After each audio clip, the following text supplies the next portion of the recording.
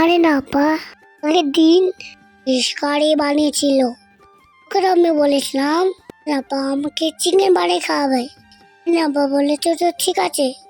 আইসে হোটেল লাগতে আজকে আমাকে চিকেন কারি বানিয়ে খাওয়াচ্ছে। পরে প্রথমে করে নিয়ে নিল, এর মধ্যে সরষের তেল দিয়ে দিল, ওর মধ্যে পেঁয়াজ কুচি দিয়ে দিল, নাড়াচাড়া করে নিল, গোল্ডেন কালার করে নিল।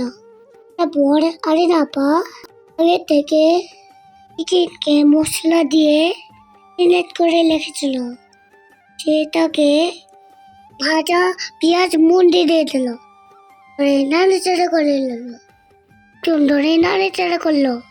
টুকু না চিকেন থেকে তেল বেড়ে আসে, ওর মধ্যে পানি দিয়ে দিল, দিয়ে ঢাকনা দিয়ে দিল, ধরে রান্না করে নিল। ঢাকনা খুলে প্রত্যেকে ধনে পাতা সরে দেবো, মশলাও দিয়ে দেবো। বেশ রেডি হয়ে গেল চিকেন কারি। খুবই সোডা খুব তাড়াতাড়ি হয়ে গেল। খেতে টেস্টি হয়েছিল। খুবই দুধে খেয়েছিলাম, সবাই মিলে খেয়েছিলাম। ওরা কমেন্ট করে যায়নিও কেমন হয়েছে তোমাদের রান্না, ফলো কমেন্ট।